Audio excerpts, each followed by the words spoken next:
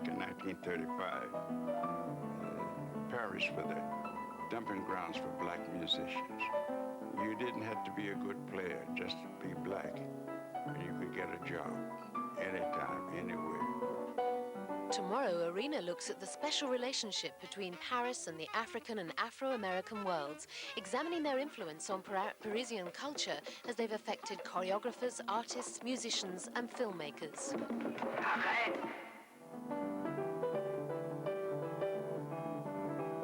Le Paris Black is explored in Arena tomorrow at 9:30 on 2. The Late Show tonight at 11:15 looks at Robert Maxwell's The European, a new weekly newspaper to be launched tomorrow. Plus there's music from jazz pianist Stan Tracy and his big band, and a profile of 79-year-old French sculptress Louise Bourgeois. Before that on 2, we join Francine Stock in Aberdeen and Jeremy Paxman in London for Newsnight.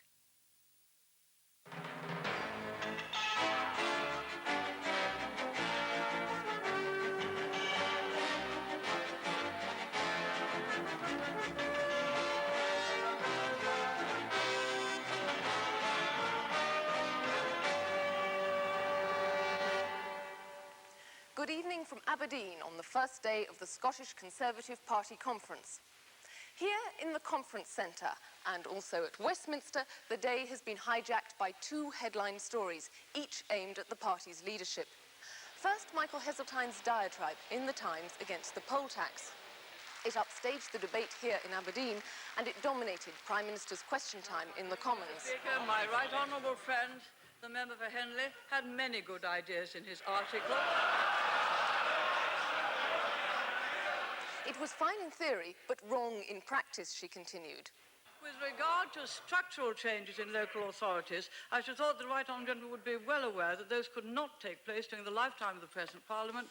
A lukewarm response for Michael Heseltine in London, and in Aberdeen, a nasty surprise for Secretary of State Malcolm Rifkind, as it emerged that some backbench Conservative MPs are so fed up with his performance, they're planning to ask Mrs Thatcher to replace him. James Cox will be reporting on the rumours of plots and pledges of loyalty that underscore a battle between the left and right wings of the party in Scotland. Today, Mr Rifkind said talk of any plot against him was a load of old cobblers. Later, I'll be asking the Secretary of State to expand on this and on other issues. The first case of an illness similar to BSE, so-called mad cow disease, has been discovered in a domestic pet. As a 5-year-old cat succumbs to the illness, which has cut a swathe through British cattle herds, government vets say there's no cause for alarm. Are they right? Or is this the beginning of the feared spread of the disease to other species? A Russian documentary claims to reveal the untold story of Kim Philby's betrayal of Britain. The KGB colonel tells us it's all true, but a former intelligence colleague of Philby's has his doubts and wonders why the Russians are so keen to confirm the rumours of a 5th man. A triumph of public relations and party loyalty. That's a routine Conservative Party conference. Even in Scotland, where Tory fortunes languish, representatives are well practised in closing ranks and giving an impression to the outside world that the leader's word is gospel and dissent no more than a figment of media imagination. But this year, despite the blandishments, cracks are appearing in the facade, thanks to the combined effect of a whispering campaign by backbench opponents of the Scottish Secretary and the word processor of that most troublesome of former Defence Secretaries. Michael Heseltine had laid his charge carefully. As the Scottish Tories prepared to debate the poll tax, the representatives studied Mr Heseltine's laborious exposition. Its proposals, a tiered system of payment according to income and compulsory elections for councils that exceed spending levels, sparked a small explosion amongst the Heseltine supporters here. I think it's a very timely intervention. The government, prior to the local government elections, gave an undertaking that was going to look very widely into this question of the community charge. Some of us were worried after successes in places like Westminster and Wandsworth that investigation was perhaps going to be less thorough than had been indicated. A very useful and constructive contribution to a very important area of policy that demands creative thinking. I think one must welcome useful thinking from a person particularly of his status at this time. It can only be welcomed. Politics is about discussion so that good policies emerge. But the Heseltine depth charge failed to detonate for the majority of the delegates. He's proved himself to be not exactly the most competent politician. He's always doing this at times like this. Well, I think he wants to just rethink what he's saying and perhaps just think about being a little more loyal to the party. Maybe that Mr Heseltine is trying to pick a moment to mount a platform. I don't know. But I feel that his remarks at this time are less than sensitive and less than helpful. Inside the hall, the Scottish Tories dealt with the hottest issue north of the border for the past year with anodyne debate of an anodyne motion. There was scarcely a mention of Michael Heseltine, bar an occasional call to iron out the inequalities of the poll tax, what Mr Heseltine pinpoints as a lingering sense of injustice. There is no doubt that some people on low incomes are paying far more in poll tax than they were paying in the rates. This is unfair. The tax needs adjusted. I am sure, Mr President, that government will get it right. But the predominant tone was defiant. The poll tax might not be popular, but this was no time for the Tories to apologise. Time and again, our colleagues down south said, don't be faint-hearted, show a bit of backbone, stand up and fight for what you believe. Well, we did. Replying to the debate, the Secretary of State was bullish too. He rallied the stout hearts, not for them the kind of poll tax panic which had set in amongst their southern colleagues. Unlike Scotland, where last year the Conservative Party remained united, shoulder to shoulder in the immediate aftermath of the introduction of the community charge, England has experienced a degree of nervousness, self-doubt and disunity that has merely strengthened our opponents. And searching perhaps for that unusual benefit, the silver lining of the community charge, Mr Rifkind raised an intriguing possibility. With the poll tax, you're better off dead. Under the poll tax, if you're unfortunate enough to lose a spouse, to lose your husband or your wife, your tax bill is immediately reduced by half. And that is a matter of some considerable relief at a time of intense anxiety for those who have been unfortunate enough to be bereaved. Shortly afterwards, the National Party chairman arrived in town, giving the impression that the party leadership had successfully parried this latest challenge from Michael Heseltine. What one has got to accept and appreciate, and it's what Michael accepts as well, is that the community charge is here to stay. And the basic principle of the community charge is that everybody over 18 should contribute something towards the cost of local government. And the great debate is what that something ought to be. But he says it has split the nation, it has broken the Disraelian compact. No, I don't believe that it has split the nation.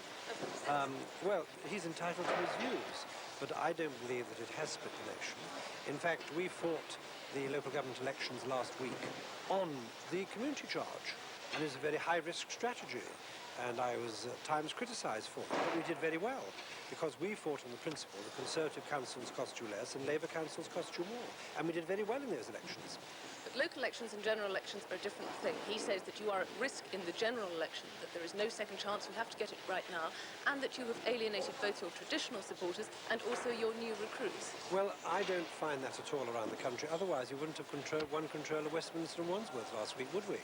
Or we wouldn't have won control of the borough where Mr Kinnock lives, Ealing, or the control of Brent, or the control of Derby, or the control of Southend, all of which we won last week, or the control of Hillingdon.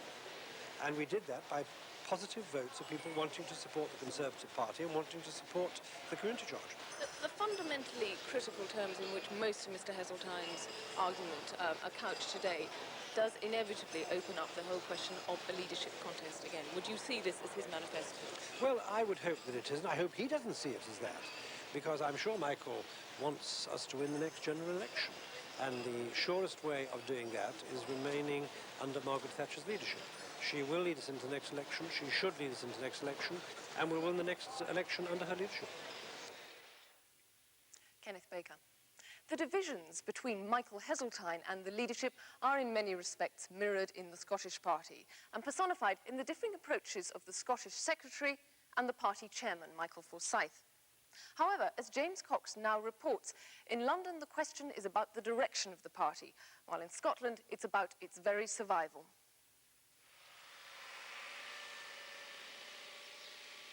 The rich farmland of northeast Scotland used to be fertile soil for the Conservatives. These sturdy, self-reliant people were Thatcherites before Mrs. Thatcher was invented, and the electoral map was blue as far as the eye could see. But now the traditional Tory vote of farmers and fisherfolk have deserted the party, or has it deserted them? For the first time in 14 years, the Scottish Tories have forsaken their traditional conference venue, Perth, to come to Aberdeen. For if they're to get back on that electoral map, the battle has to be first engaged here. My friends, let this message ring forth from our conference. We're on our way back. But they've got a long way to travel, and not everyone, even within the Tory ranks, thinks they can make it, at least under present management. Before the last general election, out of Scotland's 72 seats, the Tories still held a fairly respectable 21. But in 1987, despite the Thatcher landslide south of the border, her troops toppled in Scotland. 6 fell to Labour, the Scottish Nationalists picked up a further 3 seats, and 2 went to the Liberal Alliance. That left only 10, the Tories' lowest representation since the war, and they are all highly vulnerable. A uniform 5% swing against the Conservatives would reduce their numbers to 4. A 7% swing to 1, and a 9% swing would leave not a single Tory MP in Scotland. Could that happen? Political scientist Michael Dyer of Aberdeen University has charted Tory fortunes over the past 40 years. If one looks at the support for the Conservatives as a proportion of the registered electorate since 1951, there is a very steady drip decline over that 40 years of roughly 2% decline every 4 years, and that has been extremely steady, and there's no sign that that is abating. But how many seats are we talking about possibly in jeopardy here? Well, they could all be in jeopardy. They could all be in jeopardy.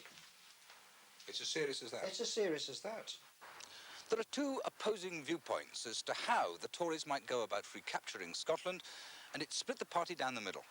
One faction says the answer is more Thatcherism, more vigorously applied, no concessions, take on the Labour Party, and eventually the Scots will appreciate the virtues of Conservative rule. But others say that that is the surest route to electoral extinction north of the border, and that the Scottish Tories should take on a quite separate and distinct identity, divorced from the English party, and with a kinder, more caring, more egalitarian image. The depth of the divide was revealed when this morning's headlines greeted conference goers with news of a reported right-wing plot to oust Secretary of State Malcolm Rifkind, regarded as a wet, and replace him with his bone-dry lieutenant Michael Forsyth, the party chairman. The source of the story denied it, but made his own views wholly clear. I believe that Michael Forsyth has shown very clearly during the regional campaign that he articulates clearly what our policies are. And more importantly, he has been shown to be an individual who can attack the enemy's policies, the opposition's policies, and take them apart. Now, I think that's what we've not been doing as effectively as we could have and should have done. But Mr. Rifkind is not without his own friends and supporters. I have a message for the Secretary of State, if he's prepared to accept advice from an old colleague. We need you in Scotland.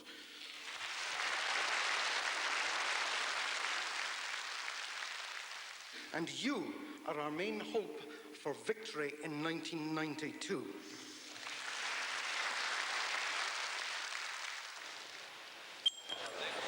Ladies and gentlemen, can I call this meeting to order? Arthur Bell, the chairman of the Scottish Tory Reform Group, and like-minded Tories are not backward in fighting their corner. Just before the conference, Mr. Bell issued a controversial clarion call to his members, warning that the Scottish political ship was listing dangerously to starboard. Mr. Forsyth turned the maritime metaphor back on him. I'm glad to report that while we are in stormy waters, the wind is abating, and this ship is sailing safely towards the haven of liberty and freedom that can only come from a Conservative government.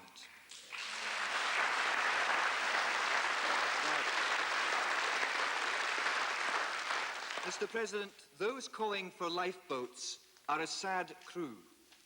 Loyalty is the currency of success, not mutiny. What is unusual is for so bitter a split to be conducted in public. The Tories traditionally like to preserve outward unity, even if it's only the unity of papering over the cracks. Today, party leaders were moving to limit the damage in the eyes of the conference and the country. This afternoon, in the House of Commons, Mrs. Thatcher was drawn into the debate. At the dispatch box, she declared that Mr. Rifkind was one of the best Secretaries of State Scotland had ever had.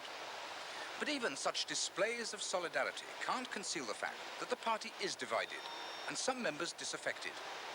In the recent local elections here in northeast Scotland, some candidates put out campaign literature in which the word Conservative didn't even appear. For some Tories, conservatism has become the ideology which dare not speak its name. James Cox reporting there. Well, with me now here is the Secretary of State for Scotland, Malcolm Rifkind. Secretary of State, a party that dare not speak its name in some quarters, a party divided, party now lagging in third place behind the Scottish Nationalists. You've presided over that decline. What can you do to reverse it? Well, we had a similar, of course, decline in an earlier period, in the 1970s. Your reporter, James Cox, did not point out that the Nationalists controlled the northeast of Scotland constituencies in the 1970s. And it was under Mrs. Thatcher's leadership in 1979 that we ousted the Nationalists from every seat they won, and it became blue again. We have to go through that exercise again. But it's still true in the local elections that you, in fact, fielded a larger number of candidates. You say you got a higher percentage of the vote, but you lost 1/6 of the seats and you still have no overall regional control. The steady decline continues, doesn't it? Frankly, no, it doesn't.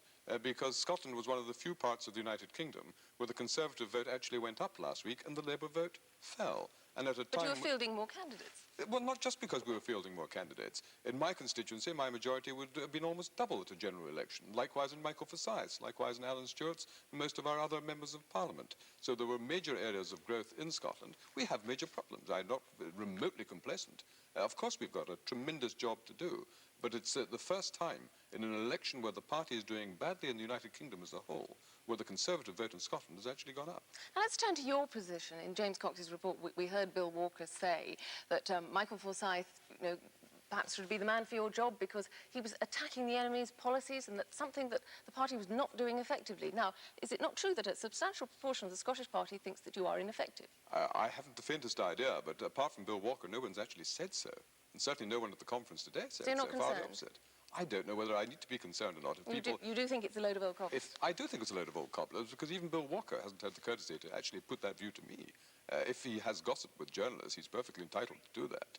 But if he has a view, then the normal, proper course of action is to say it publicly, to express his view and let the party debate it. I'm at the disposal of the party in Scotland. If they wanted someone else, that's perfectly all right with me.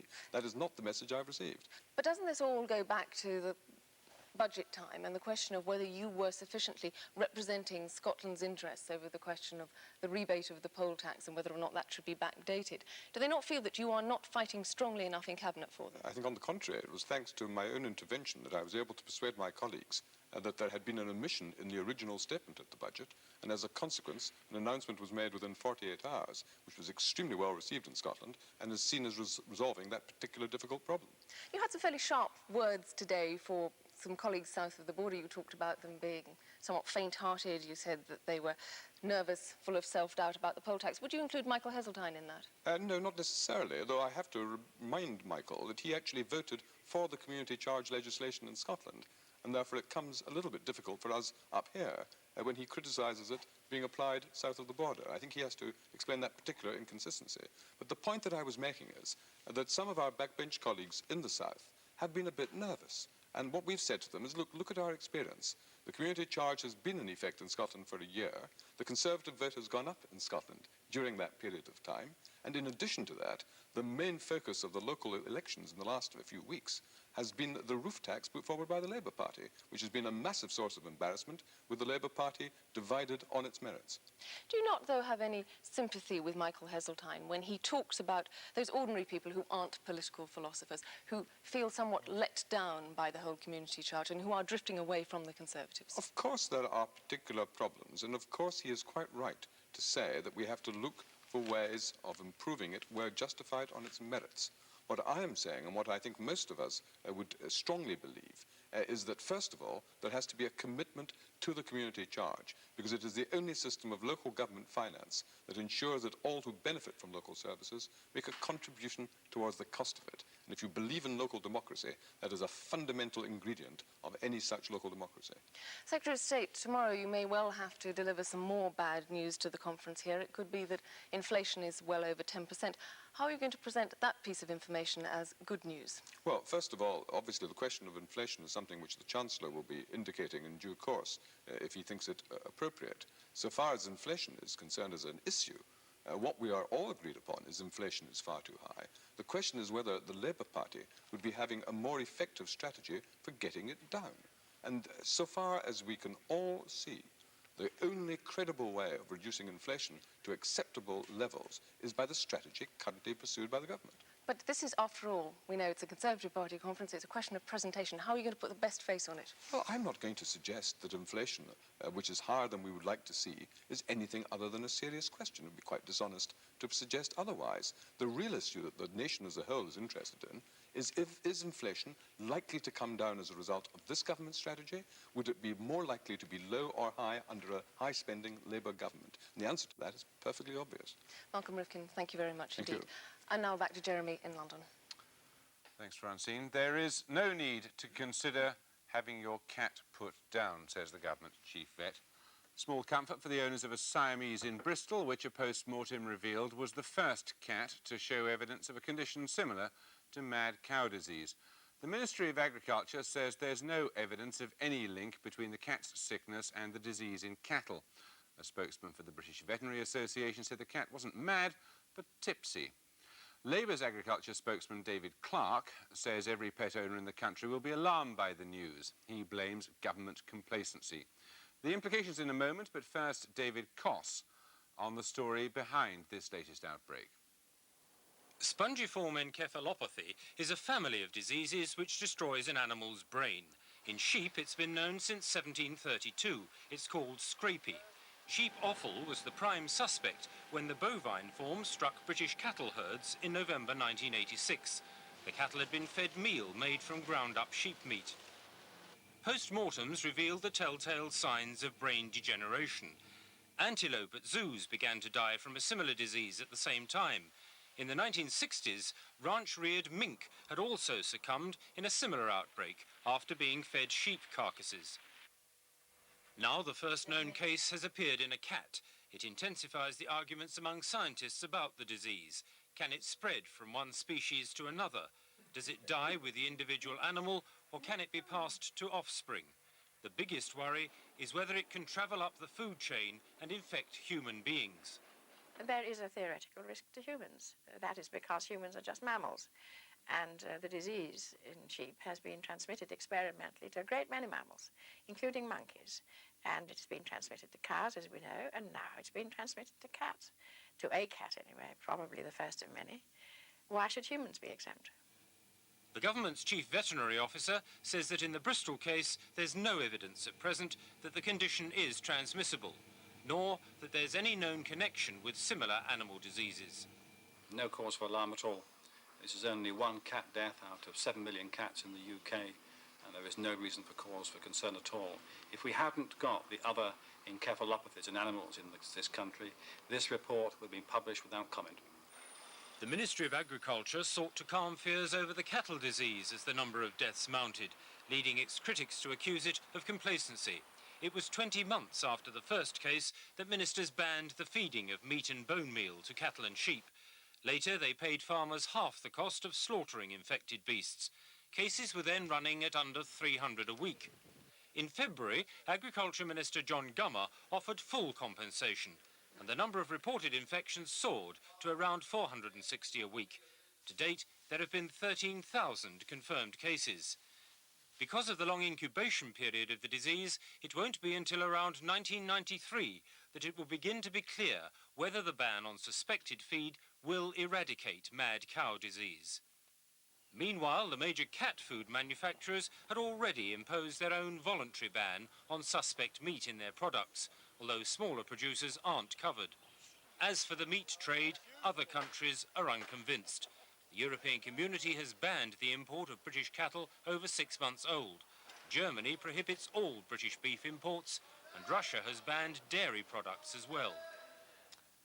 Well, here in the studio now, Dr. Tim Lang, Parents for Safe Food, and John Bauer, the President of the British Veterinary Association. Tim Lang, how worried should we be?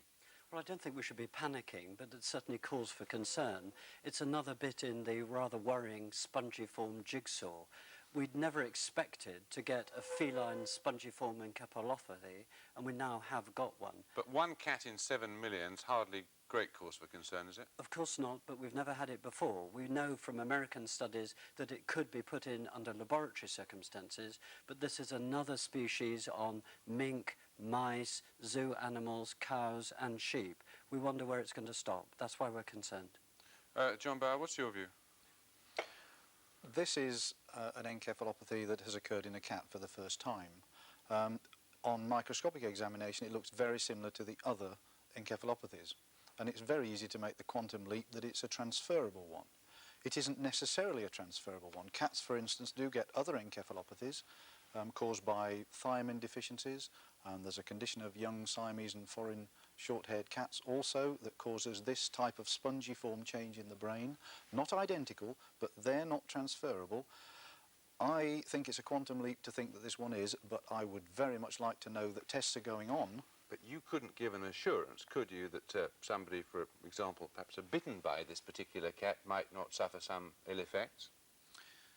We just don't know, do we? That's the problem. Well, no, we don't know, but I don't think there are any cases of anybody being bitten by other animals with encephalopathies that have transmitted it. But we do now know, Mr. Meldrum today has admitted, or the Ministry has admitted for the first time, that a spongiform encephalopathy could be transferred between minks by biting. Now, that's the first time we've been informed that any transmission of the disease by routes other than through food could occur. I think it's very interesting that just one case out of 7 million cats is already showing that the Ministry has known more than they've previously told us. Oh, I think we know it's transferred by other methods. For instance, encephalopathies in sheep can be transferred around the birth time, perinatally. We don't know, of course, whether this cat, as you say, developed this naturally or got it from eating food, and if it got it from eating food, whether it was eating pet food or it was eating scraps off the table or whatever the story was. But there is no statutory ban, is there, on the use of offal from BSE-infected cattle in pet food? I think you made a good point that we don't know.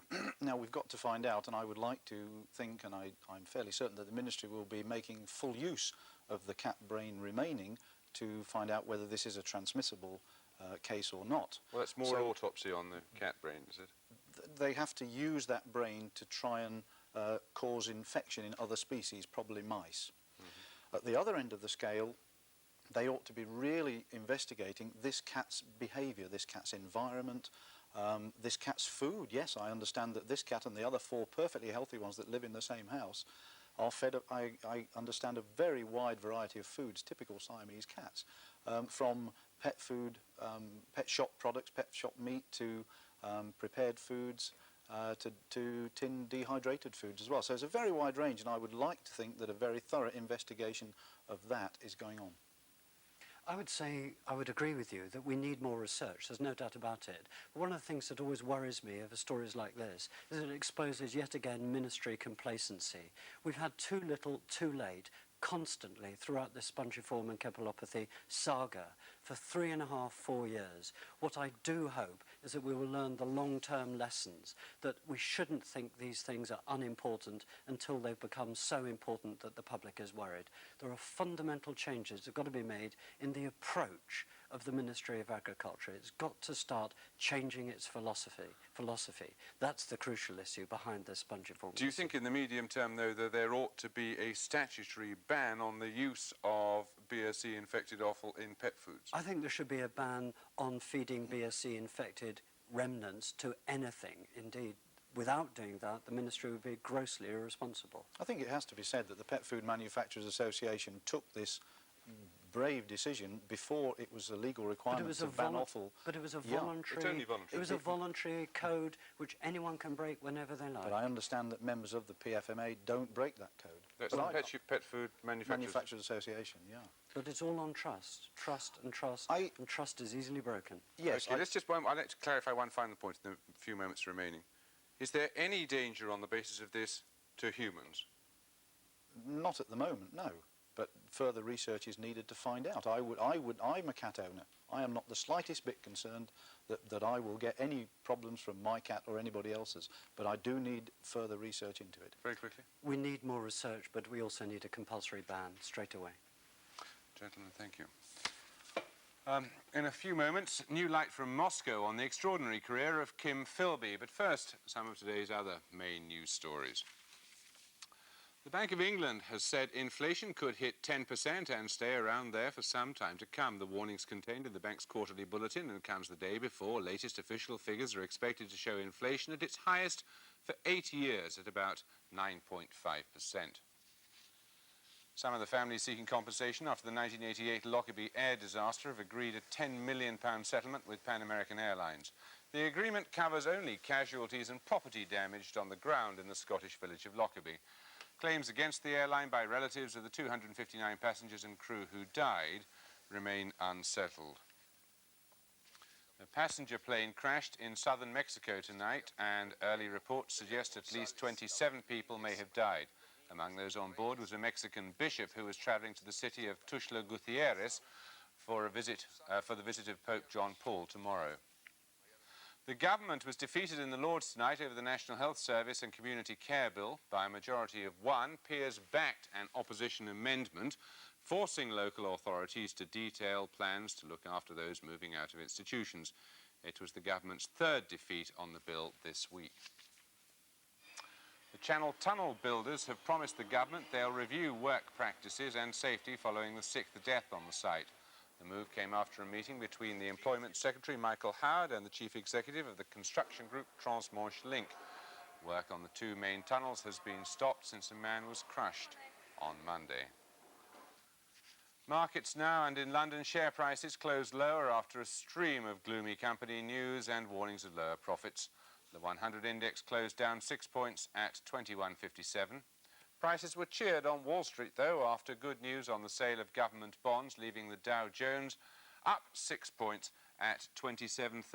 The pound closed tonight at $1.68, up 0.1 cent.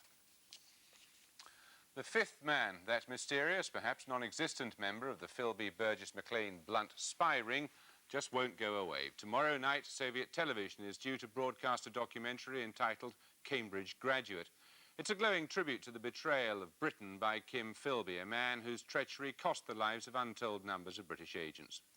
The documentary, made with the full cooperation of the KGB, will be shown here on Monday on Channel 4.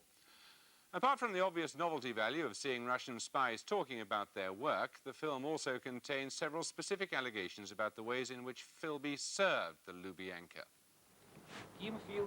Kim Philby was buried 2 years ago this Sunday. The treachery was interred with his bones. The myth lives on after him. While British government papers on his activities remain classified, the Russians continue to milk his betrayal for all it's worth. This was Philby's KGB control file. In an outbreak of highly selective glasnost, the Soviet Secret Service has disclosed some of his activities. In May 1941, Hitler's deputy, Rudolf Hess, flew to Britain carrying details of an alleged peace offer, rumoured to be a joint Anglo-German alliance against the Russians. The filmmakers go some way to explaining why the Russians remained so hostile to Hess until his death in Spandau. He brought the Führer's peace proposals with him and a plan for the invasion of the Soviet Union. In one day, the information was processed and checked. The next day, it was sent to Moscow by Zenkin, Kim Philby's alias.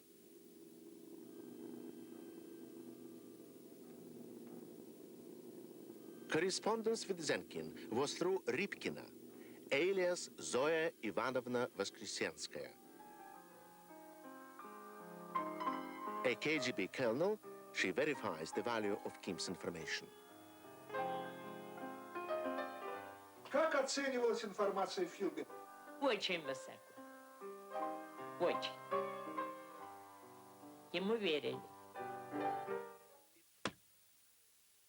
The Russians claim Philby fed them information throughout the war, and when the victorious Allies met at Potsdam in 1945, he'd already briefed them on what the British and Americans were going to propose.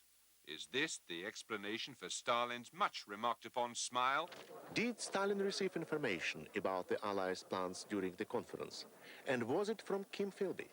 Если прямо отвечать на этот вопрос, да. Наша делегация, благодаря той информации, которая была получена, и он был участник в этом. Наша делегация, я называл бы так, работала в благоприятных условиях. Like much else in the film, the revelations about Philby's defection from Beirut in 1963 promise more than they deliver. Первое, значит, что я сделал, бросился к нему и обнял, и надпись сказал, хотя на английском языке речь была приготовлена: «Здравствуй, дорогой наш». For 25 years after his defection, Philby lived in this flat in Moscow, surrounded by mementos of Britain. Stories in the British press had him homesick and drunk. In his one television interview, he worked hard at the impression he was happy and fulfilled. I've always believed that the agent who carries a gun and uses it is finished. The documentary claims that Philby made one trip by sea to Cuba and through the fog of the English Channel glimpsed the shores of England.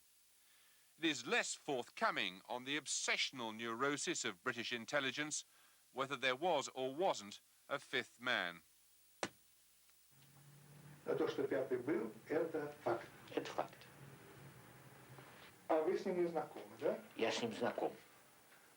A senior KGB public relations official, if you can imagine such a thing, was in London today. I asked him why the KGB had collaborated with the filmmakers. Ну, советская и международная общественность, в общем, требует и хочет большей открытости, большей гласности в работе КГБ. И настало время, когда мы можем об этом рассказать. Мы рассказываем о делах разного рода и о делах, относящихся к прошлому, к далекому и к современности. И когда мы приняли решение раскрыть некоторые дела, касающиеся разведчиков советских, первым, кто в этом ряду оказался, был Ким Philby. Why should we believe any of the evidence that's offered in this film? Ну, когда вы увидите фильм, вы сами это поймете, потому что в этом фильме участвуют не только сотрудники КГБ, но и сотрудники английской, американской и французской разведки. But it is, you must admit, highly convenient to the KGB that British intelligence run around trying to find the fifth man. Ну, это дело британской разведки, искать его или не искать. Дело в том, что пока мы назвать этого человека не можем, потому что он не дает согласия на то, чтобы его назвали. Is he still alive? Естественно. В этом вся проблема. Still living in Britain? Это уже no comments. The KGB's public relations ban. Now, in a moment, Robert Cecil, a former colleague of Philby's in intelligence and a historian of the period, will be explaining why Philby still matters so much to the Russians. Earlier, I spoke to Dr. Christopher Andrew of Corpus Christi College, Cambridge. He's an authority on espionage, and I asked him whether he believed the allegation that Philby had passed on Rudolf Hess's message to Churchill to the Russians. Well, what I do believe is that Philby told the Russians that Hess had flown over to England with a proposition from Hitler that Britain should leave the war, and then Hitler, in agreement with the British, would attack the Soviet Union. Now, that story was absolutely absurd. Philby at the time was a conspiracy theorist. He passed it on to the Russians. They were conspiracy theorists, and they believed it. What amazes me is that 50 years later, the KGB, having had the opportunity to read Western history books in the meantime, should believe something which is such obvious nonsense. Do you believe the other stories? For example, that Philby was feeding the Russians with information throughout the war up to the Potsdam Conference? Yes, I'm quite sure that Philby was feeding the Russians with important intelligence throughout the war. What the Russians still find difficult, however, is to admit the other sources that they were getting intelligence from. For example, unlike the British, who admit we were breaking the German codes, the Russians still find it very difficult to talk about code breaking. So what they're doing in this program is to attribute to Philby intelligence which they were getting from lots of sources and not simply from Philby. What do you make of the suggestions in the program that there definitely was a fifth man? Do you think that's more KGB disinformation? No, there certainly was a fifth man. His name will be revealed in the book which Oleg Gordievsky and I have just written and which will be published in October. But the old villain who talks about who the fifth man was, Yuri Maldin, who at one point was stationed in London, what he says about it cannot be relied upon. But the KGB officer, this public relations officer, if we can imagine such a thing, that we were speaking to earlier, said that he was absolutely convinced that the story was true, that there was a fifth man, and that he was still alive. KGB public relations officers, I would have thought, ranked relatively low in the credibility of public relations officers. What is absolutely certain is that there was a fifth man. His name will be revealed not by the KGB, but by myself and Oleg Gordievsky in the book which comes out in October. If I could add one thing about the whole film, one thing that I was interested to notice is that Philby was described not as he always has been in the past, as an officer of the KGB, colonel or a general, but simply as a member of the KGB. And that really demonstrates that the KGB public relations officer has made significant strides. Up until now, it's always been pretended that Philby had officer rank. Indeed, he wasn't. When he arrived in Moscow in 1963, he was amazed to discover that he would never be allowed officer rank, that he would remain until his death Private Philby. And that is what he remained until his death. Not as he pretended Colonel Philby, not as he sometimes pretended General Philby, but Private Philby. And at long last, the KGB seems to be on the way to admitting that. Well, why was Private Philby so important to the Russians? Why are they still so obsessed with him and still make such capital out of him? Robert Cecil's a former colleague of Philby's, a historian of the period. What are they doing with this documentary, do you think, the Russians? I think they're doing two things. I think the KGB is trying to build itself up. It's obviously under a very difficult situation because it's an obstacle to better relations between East and West. At the same time, Gorbachev is very dependent on them. So they're trying to put forward something which will impress their own people with what a good organization they are. And at the same time, they're trying to expose some of their workings to make it look as if even the KGB is influenced by glasnost. In the process, of course, they are doing their usual disinformation trick, which they've always used Philby for, and of which his own book, My Silent War, written many years ago with KGB approval, is a classic example. And it's full of half-truths, just as this film that they have made is full of half-truths. Christopher Andrew anatomized some of those half-truths and deliberate distortions there. But on this specific question of the fifth man, I mean, is there still a skeleton rattling or potentially rattling around in the cupboard and the Russians just having fun reminding the British that it's there? Well, undoubtedly, they would much prefer MI6 and MI5 to go on, I must say, under the pressure of investigative journalists, trying to wash their own linen in public, rather than chasing KGB agents, because from the KGB's point of view, that's a much better way for them to occupy their time. So I think that's part of it. Now, I think there's no doubt at all, in fact, we know, everybody knows, that a fifth man was recruited in Cambridge about the same time as Blunt, Burgess, Maclean and Philby. But he was not British, he did not stay in this country, and therefore cannot be regarded as part of that team. Now, I can't name this man for exactly the same reasons that the KGB public relations man can't name him. He's got good lawyers. He's got good lawyers and he's still alive. But I do think whether it is the same man we're talking about or whether it isn't, this doesn't alter the basic fact that what the KGB want us to do is to keep examining what happened 40 and 50 years ago rather than what's going on today. Now, you knew Philby. Are you surprised that he cast such a long shadow? No, I'm not, because he was an extremely able man. I mean, people like me in government service sometimes had difficulty in carrying conviction with one government. Philby succeeded in carrying conviction with two for a very long period of his career. He was a very able man, there's no question about it. And I think possibly with the exception of Richard Zorga, he was perhaps the best agent that the KGB have had. But that doesn't mean that we should believe everything Philby says, or believe that he is saying it in the interests of historical accuracy. I mean, the last time Philby appeared on Soviet television was to explain how after the war he'd been one of those who kept trying to put British agents and then American agents into the Baltic states. The implication of that was that unrest in the Baltic states was always due to foreign interference. Well, now we know today that unrest in the Baltic states was just because the Baltic states didn't want to be part of the Soviet Union. So you think we take the whole thing with a bucket full of salt? A bucket full of salt. Robert Cecil, thank you. Just before we go tonight, let me give you a quick look at the front pages of tomorrow morning's first editions. The Today newspaper leads on the mad cow's disease killing a cat. The Star has a rather revolting story about some unfortunate child in Bangladesh. The Guardian has a picture story on the funeral of the dead great train robber Charles Wilson. Times leads on Thatcher call to Heseltine's poll tax plans. And this is the front page of the first edition of Robert Maxwell's new newspaper, The European. Their front page lead story is the results of a poll of 500 people in 16 European countries saying the majority of people want one currency for the whole of Europe. You can find out more about the production of The European by watching The Late Show immediately after this programme. But for the moment, from Newsnight, that's all for tonight. We'll be back tomorrow at 10:30. From all of us then on the programme, a very good night to you.